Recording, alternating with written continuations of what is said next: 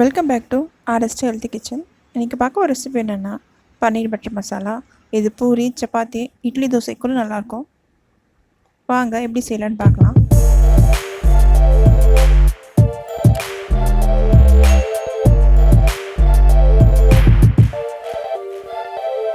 இதுக்கு ஃபஸ்ட்டு 3 வெங்காயம், 2 தக்காளி தனித்தனியாக நைஸாக மிக்சியில் அரைச்சி எடுத்து வச்சுக்கோங்க. இப்போது அடுப்பில் கடாய் வச்சுட்டு 3 டேபிள் ஸ்பூன் எண்ணெய் விட்டுக்கலாம். எண்ணெய் விட்டதும் நம்ம அரைச்சி வச்ச வெங்காயத்தை ஃபஸ்ட்டு சேர்த்துக்கலாம்.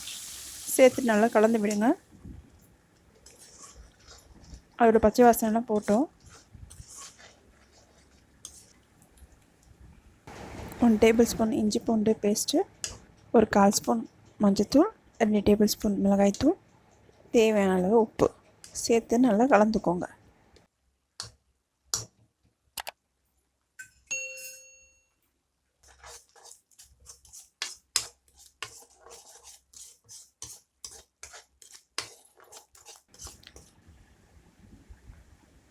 நல்லா கலந்துட்டு இப்போ நம்ம அரைச்சி வச்ச தக்காளியும் சேர்த்துக்கலாம்.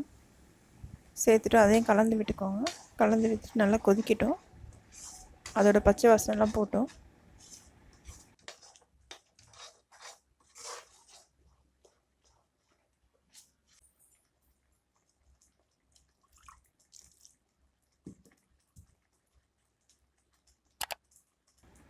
இப்போது இதில் ஒரு டம்ளர் தண்ணி விட்டுக்கோங்க. தண்ணி விட்டு நல்லா கலந்துட்டு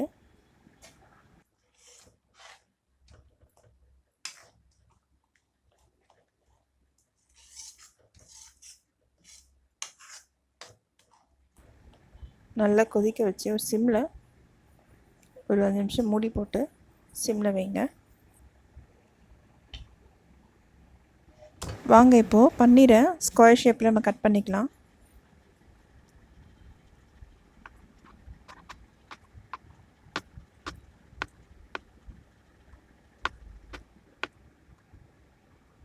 இப்போது கட் பண்ண பன்னீரில் நம்ம வந்து வறுத்து எடுக்க போகிறோம். ஒரு தவாவில் எண்ணெய் விட்டு எல்லா பன்னீரும் சேர்த்து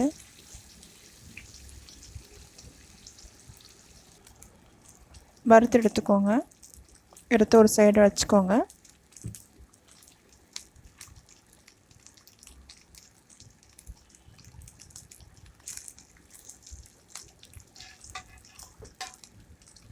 ரெண்டு பக்கம் நல்லா செவந்தாலே போதும். ரொம்ப விட்டுட்டிங்கன்னா தீஞ்சு போயிடும். இப்போது ஒரு 10 நிமிஷம் ஆச்சு. நல்லா கொதிச்சிடுச்சு.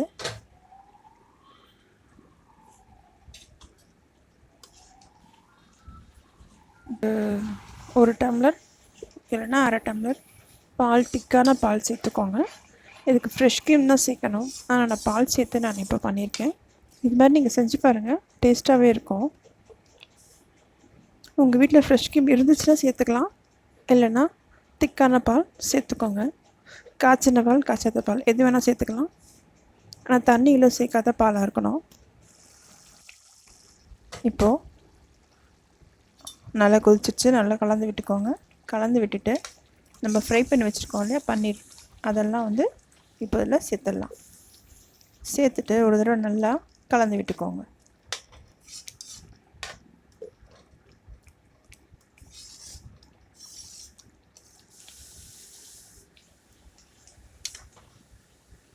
கலந்துட்டு ஒரு 2 நிமிஷம் மூடி வச்சு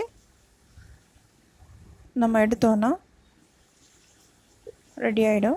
இது வாசனைக்கு நான் வந்து கொத்தமல்லி இலைகளை சேர்த்துருக்கேன். சேர்த்துட்டு இறக்கிட வேண்டியதுதான். பன்னீர் பட்டர் மசாலா ரெடி ஆகிடுச்சு. இது மாதிரி வீடியோஸ் உங்களுக்கு வேணும்னா என் சேனலை சப்ஸ்கிரைப் பண்ணுங்கள், லைக் பண்ணுங்கள், ஷேர் பண்ணுங்கள், கமெண்ட் பண்ணுங்கள். தேங்க்ஸ் ஃபார் வாட்சிங். Happy cooking.